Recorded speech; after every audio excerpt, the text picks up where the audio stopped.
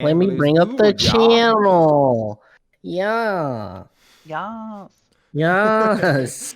I feel like I Christine's yased here. the other day for the first time in a long time, and it What? felt pretty good. What brought it pretty up? good. Something Kiefer said. I can't remember exactly. Wait, what? We yased at each other every once in a while, but I haven't done it in like, I don't know, almost a year. And then like Kiefer said something, I don't remember what it was, and then I just You were like, yased really loud. And I was like, oh, that feels pretty good. I needed that. Nothing gets you through COVID like a good yas. Yes. Yeah, that's what's gonna save us. That's what's gonna save us all. Jesus and yas. That's all you need. Jesus and yes.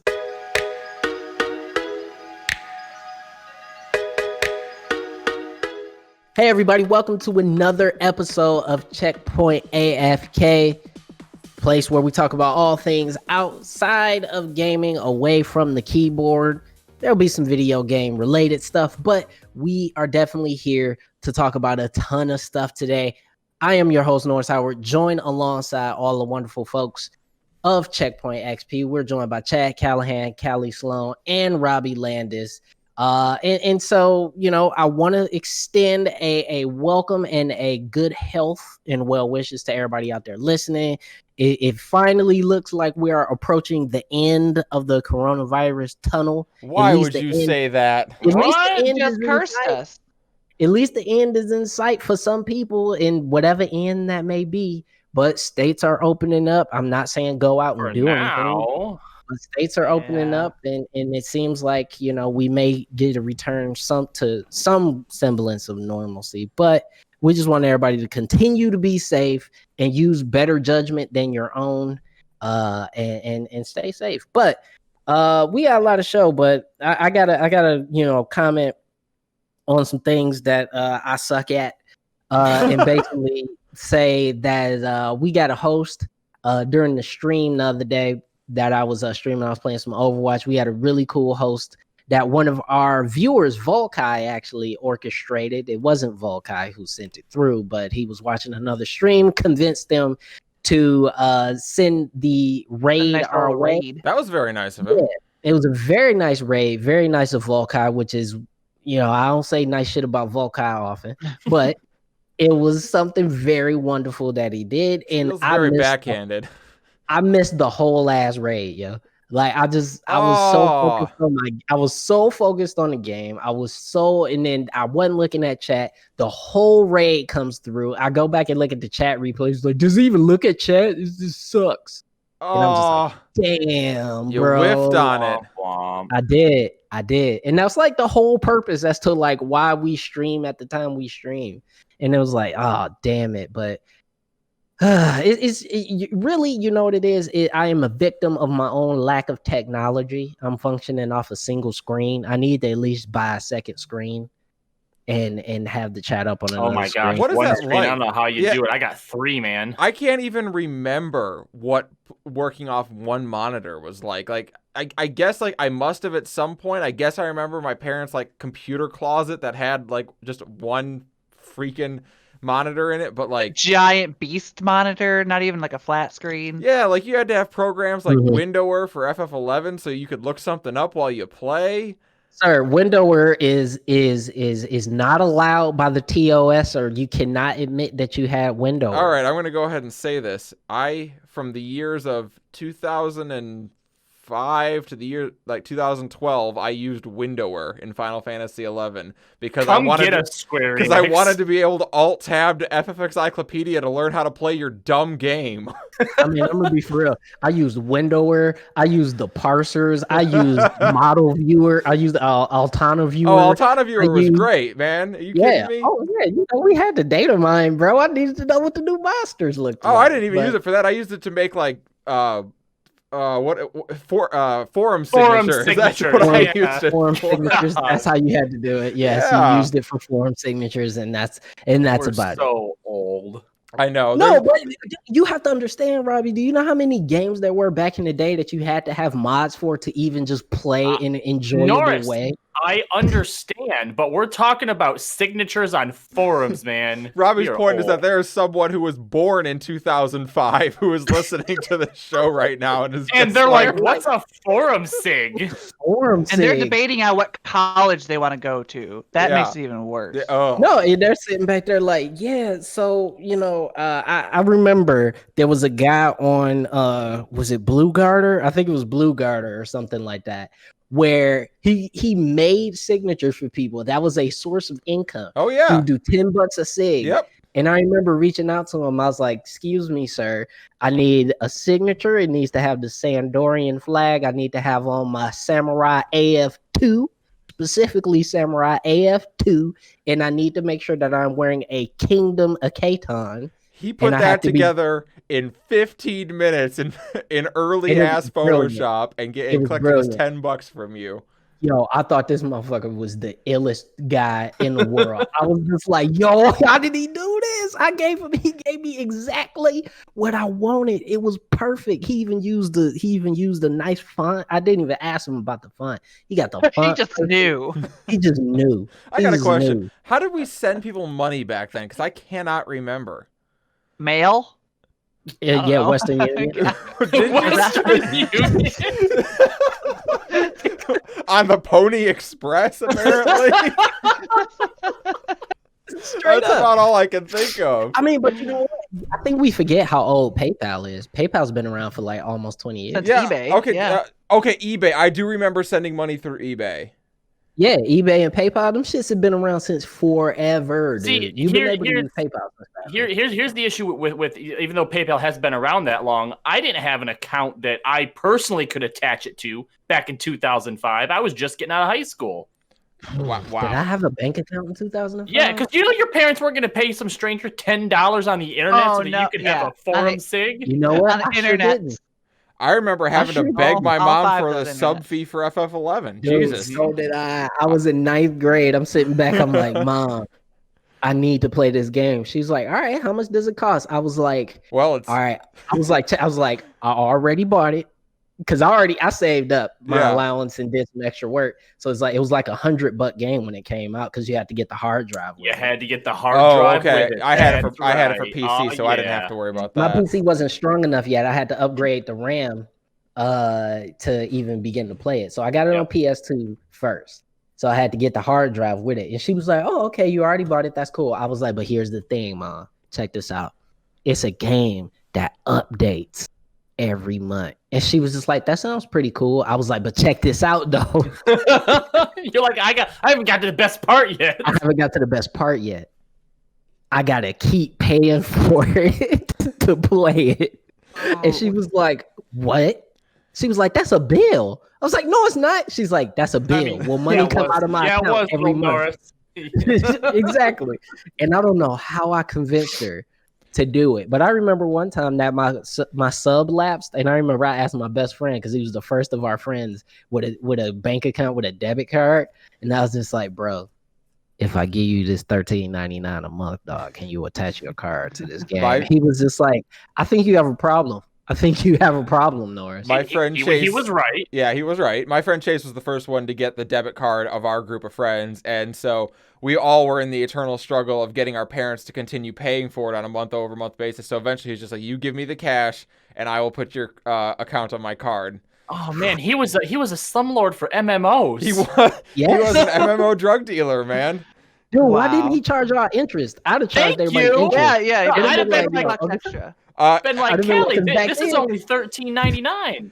It needs to be at least $18.99, man. I feel like I had to pay him some Gil in game every month to make there up you the go. difference. That's how you do it. Yeah. Yep. Oof, man, and Gil in 11 was hard to come by for a while. It wasn't cheap. No, not at all. I remember having to convince, like, speaking of like PS2 era, I remember how long it took to convince my mom that DVDs would actually work on the PlayStation 2. She wouldn't let me buy or rent DVDs because she didn't believe that the PlayStation 2 could actually play a DVD. Dude, that was the main selling point. So my mom, You're right, and I was like, "Ma, it's a DVD player. Trust me, it's on the package." That's how I got my dad to buy in on one. I'm like, Dad, I know you're about to go buy a DVD player for the living room. Alternate theory, PS2. And then, of course, it just ended up going in my room anyway, and he had to buy a DVD player for the living room. So, yeah. But the illest part, was that actually putting the DVD in and it working and showing my mom that it worked. Yeah. She was just like, "Oh, I thought you was lying." I was like, "Yep, awesome." We forget like how expensive DVD players were at the time. The PlayStation 2 wasn't that much more than the DVD player. No, see, that's like I was actually about to ask DVD players on market, like actually, because DVD players were like $250 back then. Like it wasn't. And like the PS2 was what, $300 at launch, $299? It was $300. It was $300. Yeah, sounds about right. So yeah, no, it really wasn't that much more expensive just to get the PlayStation 2. And yeah, that was an easy sell to the folks actually. And I never forget that Christmas, man. I cracked it open, man. I had Armored Core 2, Madden 2001, and freaking what was the name of that damn movie? Gladiator. Oh, and I remember I watched Gladiator like 8 times in a row just to prove that it worked. I was like, this is gonna eat the disc or something. Something fucked up is about to happen. But anyway, I'm trying to think of what the first game I had with my PlayStation 2 was, because it wasn't good. I think it was Shadows of Destiny. All Blazer champions. Ooh, okay, so neither of us had great first games. Yep, that was like the earliest precursor to what is now Rocket League. It was Rocket League. Mine was GTA 3. Wow. My dad bought it because he wanted to play it, and my mom immediately got rid of it, and then my dad went out and bought it again. Oh, wait, actually, no, sorry, you're right. Ball Blazers was my first PlayStation game. That was PS1. GTA 3 was my first PS2 game as well, because the PS2 was the first system I bought with my own money. I got Vice City before I got GTA 3. But really? Yeah, it was just like something, I think I found it like at a garage sale or something like that. And I was just like, cool, Grand Theft Auto, give me. I was heavy into like PS2 life. I think mostly because my PS1 was at my dad's house, and so I only played it on the weekends. And so it was finally a way for me to play all those PlayStation games like at my mom's, which is where I was mostly. And bro, that's when I really cranked through like all the Final Fantasies and stuff, because it had real backwards compatibility where you put the old ass disc in and it still worked. And dude, I wasted a lot of hours on that shit, man. I'm gonna be honest. But the best part about it to me was the fact that it really was the first kind of like family system. Like when I really think about it, because it was the DVD player plus the games. It was the first time where multiple people in your family from different generations used the same device. Yeah. For different and it could reasons. get 4 controllers, right? Is that PS2? Could that? Oh yeah, because you get that little addition. Yeah, thing. have the multi-tap. Yeah, that was like the first time I saw that. Yeah. Well, I guess N64 had that too. Now that I think about it. Yeah. Well, N64 came out the box with 4 ports. Yeah. But anyway, we got a ton of stuff to talk about today, and we're going to be talking about how obviously because of COVID-19, streaming viewership is through the roof, but not everybody is winning because of it. So we're going to take a quick break, and we will be right back with that discussion coming up next on Checkpoint AFK.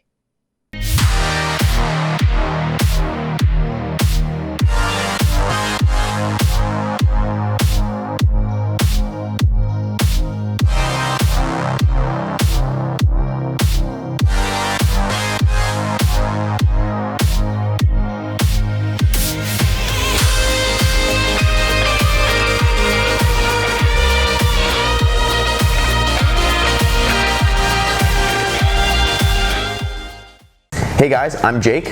And I'm Robbie Landis. And we're the hosts of The Owl's Nest, giving you that high-level perspective of the Overwatch League, checking out the news every single week. That's right. You can find us every Friday at CheckpointXP.com and over our YouTube. You can also find an audio version on Google Podcasts, Apple Podcasts, Spotify, and wherever you find your podcasts.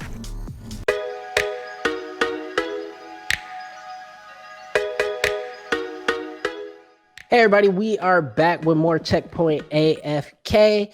And Callie has a quick announcement. I know you guys usually remember that we read reviews on the show, but there's a reason we haven't done that. this week. So, Callie, can you let everybody know? Yeah, we actually do have a review to read. It is a critical one, and it's a really good one and a really fair one, I feel like. And we are going to read it here next week. However, in place of reading a review today, we have a unfortunate and sad announcement that we have to make here. We were informed earlier this week that a longtime listener and friend of the show and fan, I mean, someone who predates my presence on the shows, all the way back to the FF11 Limit Break Radio days, William passed away earlier this week due to infection. I did not get to hear whether it was COVID-19 or not. It just said infection. And so we wanted to take a minute to just, say thank you to William for years and years of unceasing support across all our different endeavors. I know he is always a big donor for our charity streams, for Extra Life. He was always first in the chat to be throwing around gift subs, and just an amazing person who really did make a big difference in all of our lives. If you're interested in Final Fantasy XIV, they are going to be having a memorial for him. If you're listening on the podcast, it probably has already happened, but if you're here listening live, it's happening Saturday, which is May 23rd at 4 p.m. Eastern Time. That's over on Sargatana server, the Goblet, Ward 5, Plot 45. Yeah, I actually just scrolled down the page here. He is number 8 all-time subs at 22 months and number 7 all-time bits donated. Miss you, William. William is somebody who spent a lot of time with our brands, with the show. And as Callie said before, many of us, besides Robbie, were ever involved in this show and continue to support the show as we transition from Limit Break Radio into Checkpoint. And William will be missed, well known around really the entire FF11 and FF14 community as a supporter of not just our product, but many podcasts. So we want to say rest in peace to William, and our thoughts and prayers go out to William's family and closest friends. So changing gears a little bit to a much happier conversation, or unless you're depending on who you are. If you're anybody but the last person in this list. Streaming, and we kind of anticipated this, or at least the statisticians anticipated this, is that across the board, according to a Forbes report, streaming is up 99%. It has almost doubled across the board in terms of viewership hours. That is the metric being used here. Certain platforms are gaining way more than others. Obviously, Twitch has gained, but not as much as, say, YouTube gaming or Facebook gaming, which Facebook gaming grew something like 200%, 200+%, or something crazy like that. Quick question on that. You said that Twitch hasn't gained as much. Is that percentage-wise or hours viewed? I think percentage-wise. Right, yeah. So obviously for something like Twitch, even though they may have more hours gained, their percentage is of course going to be smaller because they already got so many damn hours. They already have all the eyeballs. And just running down the list just to do it. Twitch has grown by roughly 100%. YouTube gaming, grew by 65%. Facebook gaming grew by 238%. Wow. I wonder if anything that has anything to do with the Facebook gaming app coming out. It does. I think it has a lot to do with Facebook gaming and the fact that everybody's already on Facebook. Mm-hmm. So they have the biggest pool of any pool to pull from. And lastly, we have our good old friend, the little engine that could, Mixer. Little engine that tried. Grew by 0.2%. How many minutes or hours watched is that? That is from 37,044 minutes to 37,106 minutes. That is how many hours were watched in the month of April. From last year to this year, they have grown by a paltry 102 hours. Or less than that. Like, what is you doing? I don't know what I think there's something that is a little bit put offing about Mixer, but I can't put my finger on it. Like I think go there's to something Mixer and I'm put like, offing about that sentence. maybe. I don't know. But like you go to Mixer and it's like, I don't know if it's because it's too try hard or what, but when I go to Mixer, I just am not compelled to like search. You know what I mean? Like we're at Twitch, I'm like, all right, I'm in, let's find someone I'm interested in. Like I'm a new user or whatever. I don't know. Or Mixer I go and I'm not as convinced. Well, it's to me, it's Twitch makes discoverability a little bit better than many other platforms. They specifically go out of their way, like here's some smaller communities for you to check That's out. And new though. That's here, relatively it is. new. That's It is because but that's Mixer's what, all small communities. but this is what we're talking about, is that they put out the effort to do that. And yes, it's newer, but it still counts in the metrics that are going towards this. So you can't discredit that. You can't discount that. No. That people are discovering new people on Twitch, and YouTube is YouTube. It's where everybody goes to watch videos. That is the new Library of Alexandria, if you will. That is, YouTube is the repository for the subconscious of all humankind right now. If aliens came down, wanted to know what the fuck humans were about, they just watch YouTube for untold hours. Norris, I don't like that in my like lexicon of knowledge now. I am seeing YouTube as the modern Library of Alexandria. Like when we look back, like the Library of Alexandria was the repository of knowledge of the old world. The repository of knowledge of the modern era is going to be freaking YouTube. Yeah. Am I wrong? You're not No, wrong. you're not. That doesn't make me feel good. Well, it doesn't matter because it's the reality. I want marble staircases. In some ways, it's kind of better than and here's the example. You're going to see people's relatively real lives and their vlogs instead of these just kind of like segmented parts of history that could be real, could be not. We don't really know because someone just wrote it. You know what I mean? Like this is filmed. Yeah, and it's filtered. It's filtered through the lens of usually old, crusty white men who fought in some war somewhere. Yeah. And that's just usually how it worked. But now with YouTube, you get multiple versions of history and reality. Same version or the same history. And you also get how to install a marble staircase. Callie, I put that right there in the chat for you, so you're welcome. I am 100% interested. I'm actually looking at marble paint right now. So exactly, like you know what I'm saying. You go on YouTube. I learned how to change my oil and fix a transmission leak on YouTube, like myself. So I just saw a YouTube channel of a guy who grew up without a dad, and he puts up a bunch of videos of things that your dad's supposed to teach you to teach people who don't have dads. Oh, okay. Come on. See, as much as you think about YouTube and think, oh, ew, gross YouTube because of the memes and all the terrible conspiracy theory videos and, people singing when they really shouldn't be, there's good, wholesome stuff on there as well. Yes. So anyway, that's part of why I understand why Facebook continues to grow. Why YouTube continues to grow. And Facebook continues to grow because even your grandma has a Facebook. You know what I mean? Like you can't, it's like Facebook top. Yeah. Now, I wanted to ask you guys, like, I have a theory as to why Mixer continues to languish in last place in terms of like streaming services. But like, why do y'all think Mixer just doesn't grow? Like they went out and hired Ninja for that millions. What happened? That to me, I think, is probably one of the biggest WTFs and losses. There is, like who got the best out of that Mixer Ninja deal, and I don't think. I don't even know if Ninja did, man, because that's something else we can get into here in a minute. But first of all, you're right. YouTube, people have been using YouTube forever. Nobody's going to stop using YouTube. Everybody already lives on Facebook.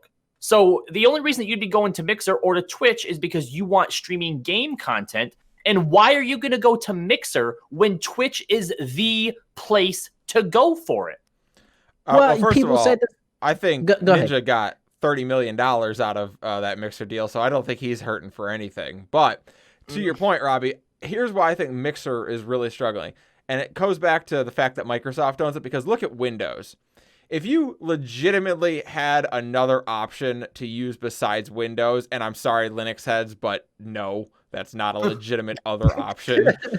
Like, if there was a legitimate other option you could use and function in a professional world other than Windows, you would go use it in a heartbeat. Like, there would be nothing to stop you. And in the world of, like, Twitch and Mixer, there is another option, and it's a better option. I mean, I think there's Mac. Yeah, there's Mac. What are you talking about? Sure. Yeah, I don't know where you're going with that. Mac. I mean, but like that's the difference. Like that, I think maybe that's the true difference. It's kind of like Apple versus Microsoft here. You know, Apple's a very specific thing. It's very like it knows what it is, and then like Microsoft is just like, yeah, we'll do a little bit of everything. Catch all. Yeah, we're just like, oh yeah, we can do that too. Yeah, why not? Well, but it's the inverse then, because Twitch is the catch-all, and Mixer is this very niche specific thing. But here's the problem: is that with Apple is like one of the most recognizable and profitable brands on the face of the earth, like of history. You know what I mean? More for the phone than I think it's computer. Like Google. It doesn't matter. It's Google, Apple. Yeah. You know what I'm saying? And so I don't understand what Mixer's issue is, but my theory is that, first of all, Mixer does not have an identity. Twitch, even though it is the catch-all for everything, has an identity. You think of Twitch, and there's different types of people that you automatically think on Twitch, for better or for worse, right? So you hear somebody, oh, I stream on Twitch. Okay, you look at the person who says that, and you go, okay, either you're a Giga Chad, or you're an e-girl, or you're a whatever. All that stuff comes out of Twitch. All of it. All of those archetypes come out of Twitch. And Mixer hasn't made any culture around itself. And that's the problem. YouTube and people who vlog have a culture. People who use Facebook because it's everybody has a culture. It's a culture of everyone, the culture of everything. And Twitch has a culture of gamers and people who go everywhere. And I think that Mixer has a really hard time defining what the hell Mixer really wants to be. And Shintasen in our chat has an interesting point. He says Microsoft doesn't know how to properly market a product. The Windows Phone, the Surface, Xbox, all of it is bad advertising everywhere. And I agree with that. But the difference with Mixer and the difference with Twitch is Twitch doesn't advertise fucking anything.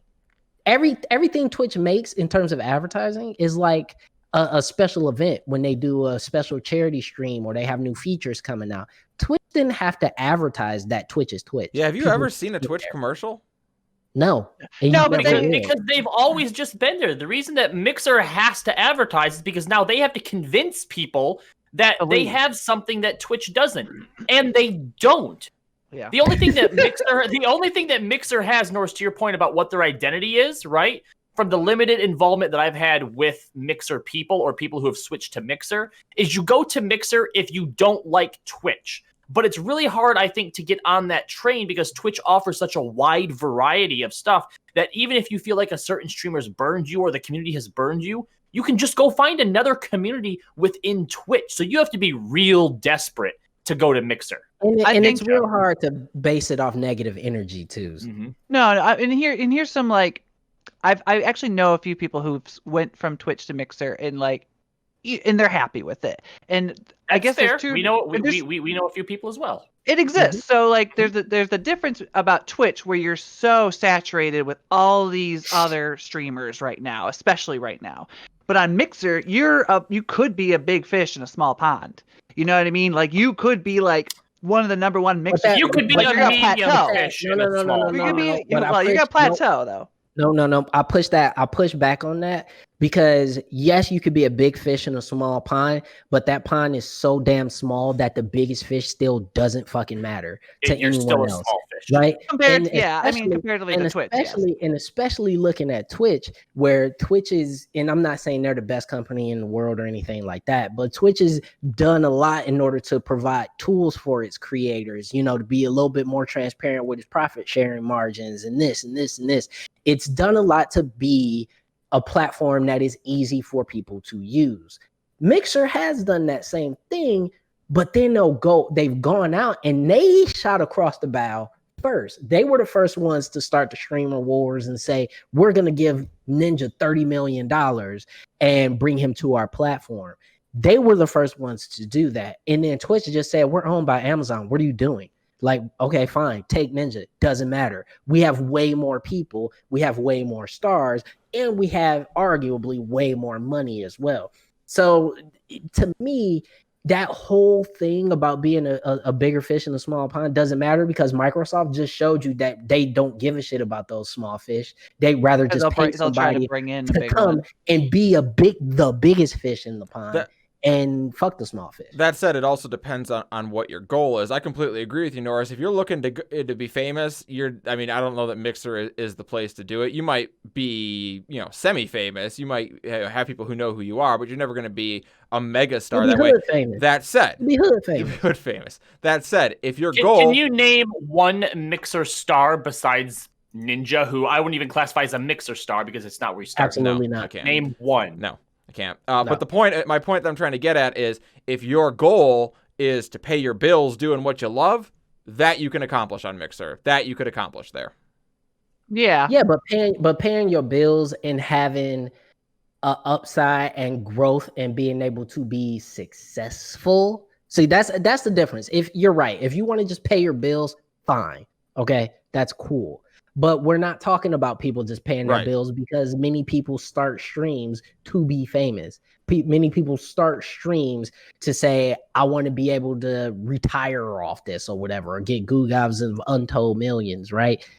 Mixer is supposed to be offering an alternative avenue, but the growth is not there, dude.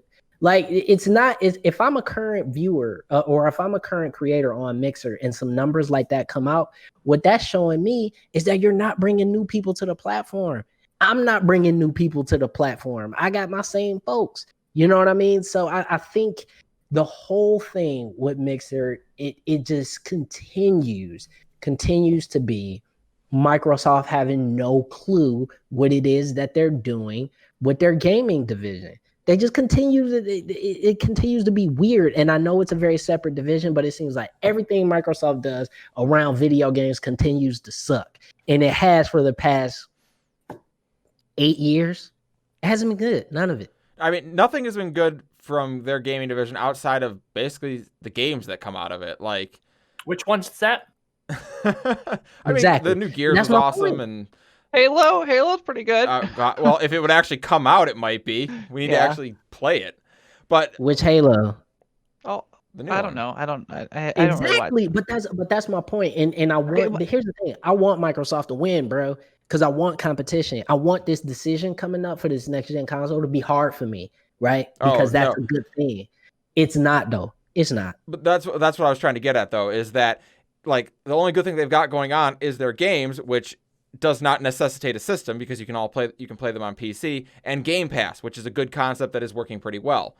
Their actual hardware and platforms outside of that are not really catching, but those things are going well. Please lean more into that, Microsoft. Just continue doing that. It's what you can actually do. Well, yeah, and that's the part that continues to frustrate me with this whole thing. I want Mixer to win. I want all the users and content creators on Mixer to be successful, and I want to see more growth on Mixer.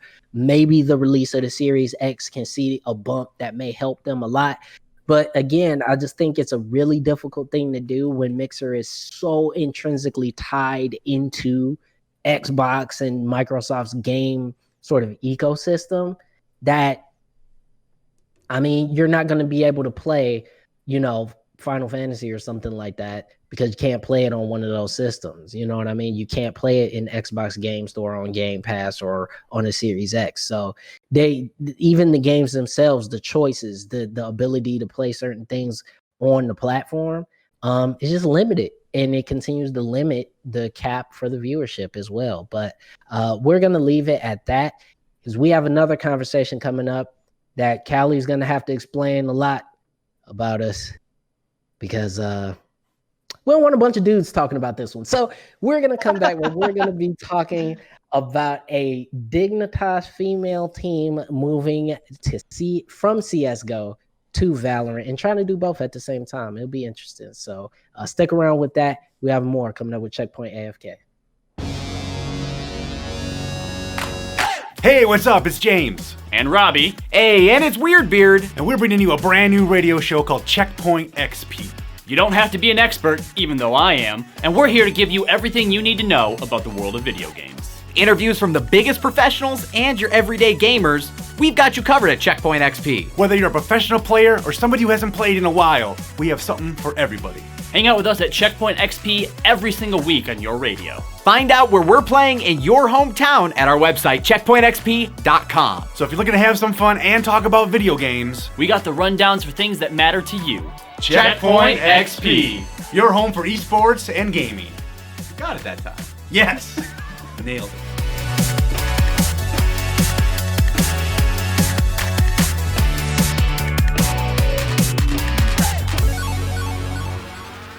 Is Diamond Dust an energy drink or an RPG attack?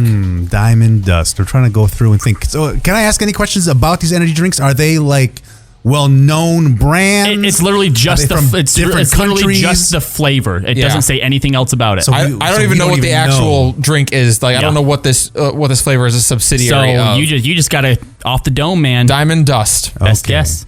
Diamond Dust. To me, that sounds like an RPG spell, so I'm going RPG.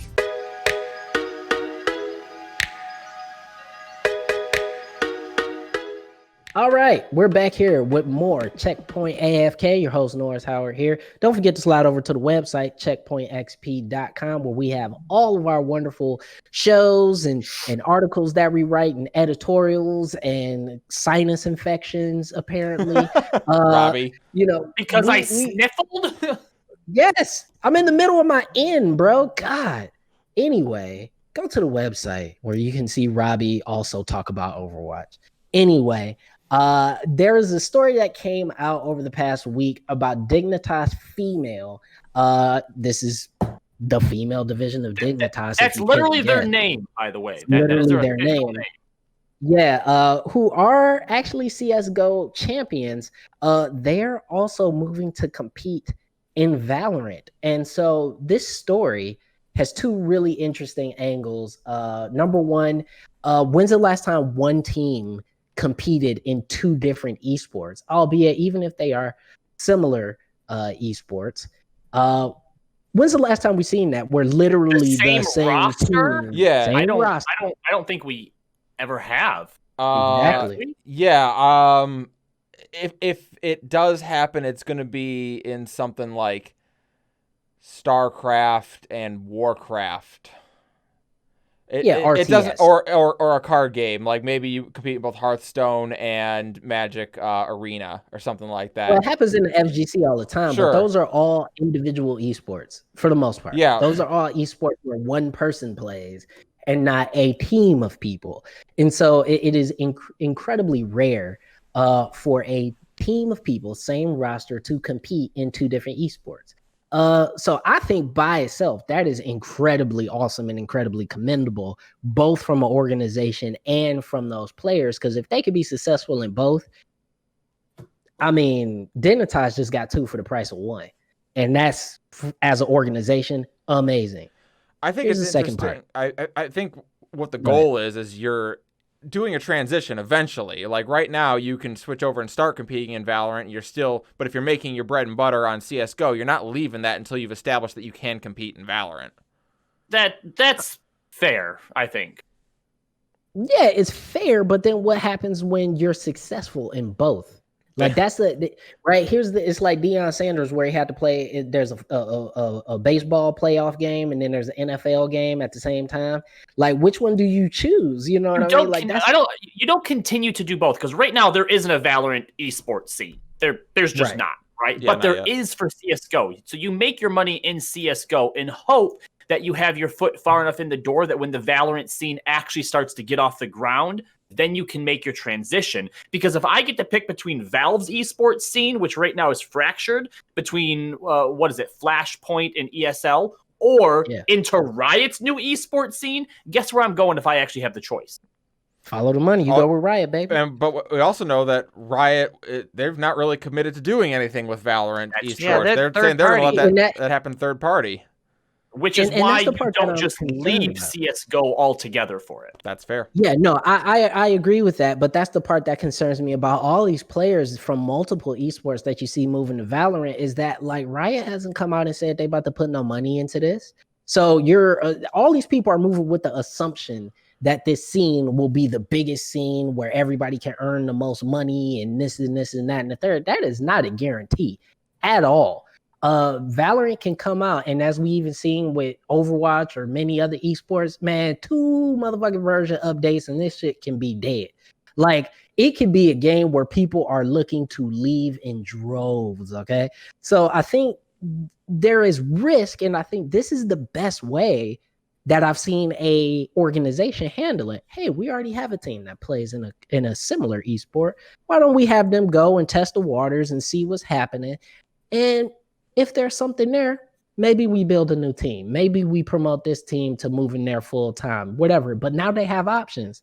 Everybody else is just jumping ship and potentially destroying their earnings potential. So it's very interesting that I see a lot of these folks doing this. But here's the second part. And Callie, we need your help a lot. Okay? Yeah. On this. Yeah. All right. I really hate the name of this team. I hate it a lot. Oh, you think Dignitas Female is not the best? First of all, all right, I've been told by multiple women across many types of both casual and romantic encounters that referring to women as female can be derogatory in some senses, as in, i.e., these females. It does sound a little condescending. It's quite condescending, right? Dignitas Females, it sounds archaic, bro. It just sounds bad. Sounds clinical. It does sound clinical. It's just very weird that they do that. I heard that name, and it is up there with the worst names I've ever heard. I think that's a terrible name for this organization, for this group. I think back to when we were first doing this show ages ago, we got to talk to Miss Harvey, who competed for CLG Red, which was Counterlogic Gaming's women's division team that they played.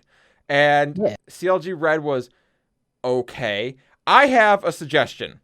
And Dignitas, if you're listening, I have a suggestion for what to call your female team. Are you ready?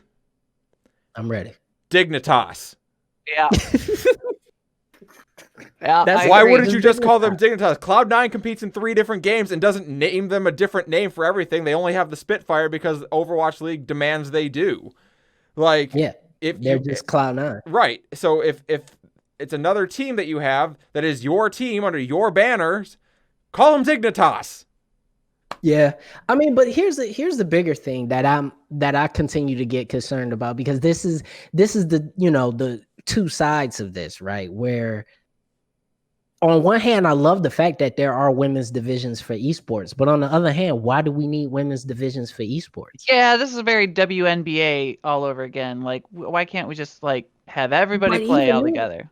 But even then, the WNBA is different, because I can understand you don't want to put, Brittany Griner up against LeBron James. The physical difference is just simply, it's unfair. It's not fair. It's an unfair. It's gonna be a rough day. The reason that we are in this boat, the reason we're in this boat, I'm going to tell you, Norris, is because of white gamers. That's why. Cisgender male gamers. White gamers. Because if you get a woman gamer and you put her in something like the Overwatch League, or even suggest that maybe someone might get picked up in the Overwatch League, they're going to start doxing, right? They're just their worst side is going to come out. But then on the other side of it, feel like, all right, you know what? Let's maybe ease into this. Let's have a women's division. Well, then you have those same guys going to Reddit being like, oh, they get their own division. Can I get in there? Huh? No, I can't get in there. Now you're just being sexist, aren't you? Right? Because the trash people out there just won't let it happen one way or another. And honestly, short of just throwing them all on an island, I don't know how we get around it.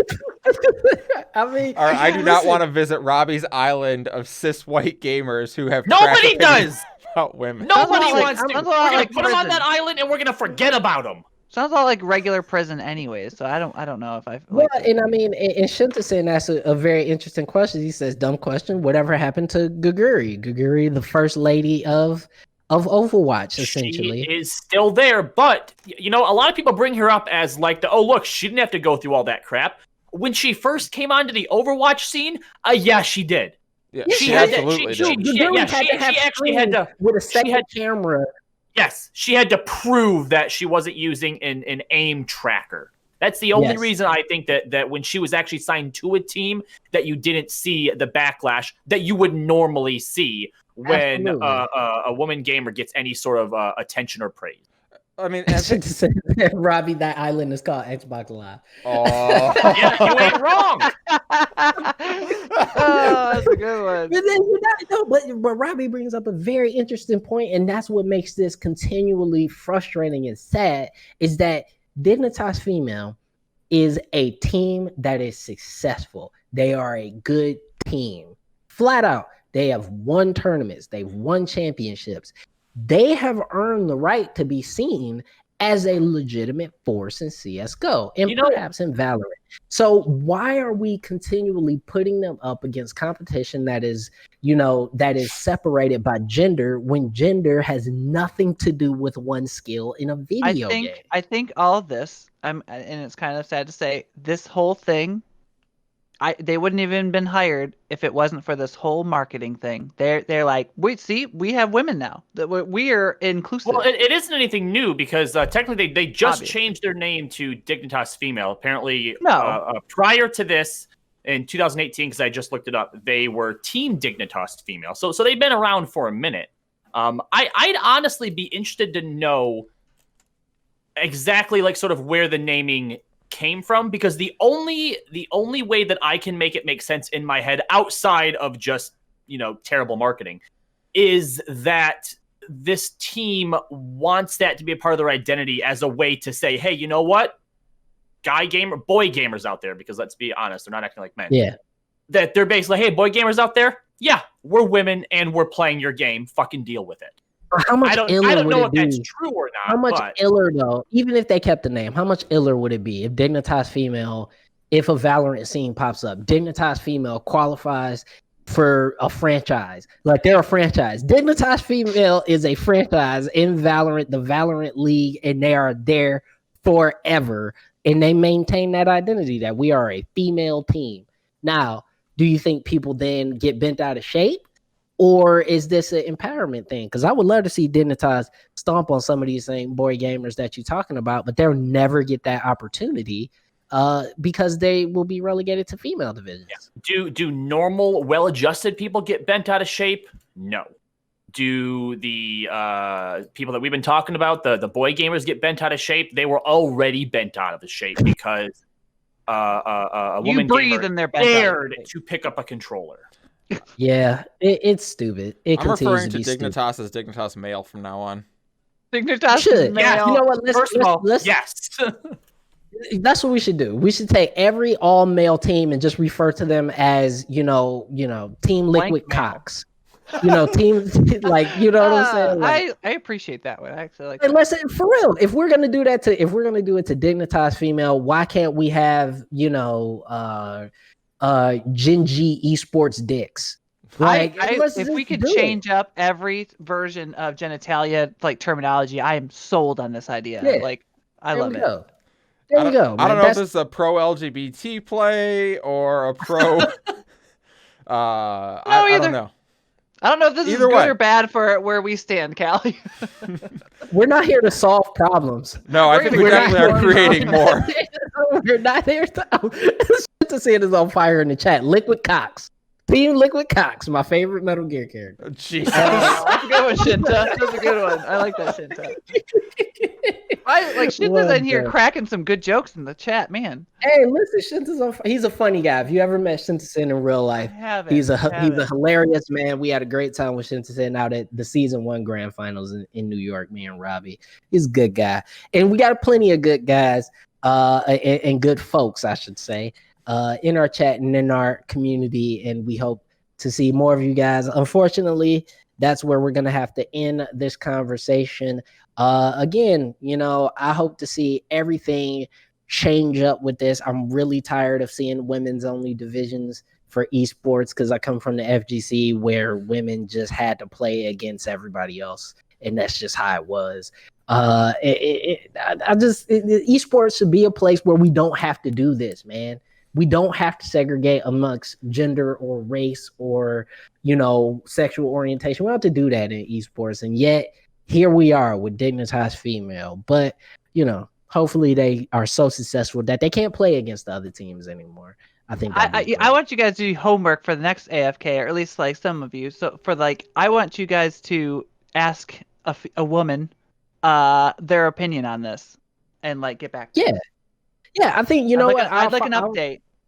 Yeah, let's do a follow-up. I would love to do a follow-up where we talk to a few folks, a few women gamers, and we say, you know, how do you feel about Dignitas Female, or how do you feel that esports being separated by gender? I could go and grab Katie real quick, but at 12:05 p.m. she's still sleeping. That is pathetic. Anyway, she doesn't work today? Leave her alone. That is pathetic. I don't know. Anyway, I thought she was supposed to. Oh, you might want to check on that. She might be late. You might want to go check on her. But anyway, that's going to be the end of the show. We thank you guys for sticking around with us. We love you guys. And we are continually trying to improve the show and continually trying to do more to increase the quality of the show. We know it's a little difficult here with COVID and being at home, not being in the studio and providing the quality you guys are used to. But we hear you. We see your reviews. We hear you. And we want to do everything we can to make sure that the show is just as fun and entertaining as anything else. But that's going to be it for Chad Callahan, Robbie Landis, Callie Sloan, and myself, Norris Howard. We will see you next week for more Checkpoint AFK. Stay up.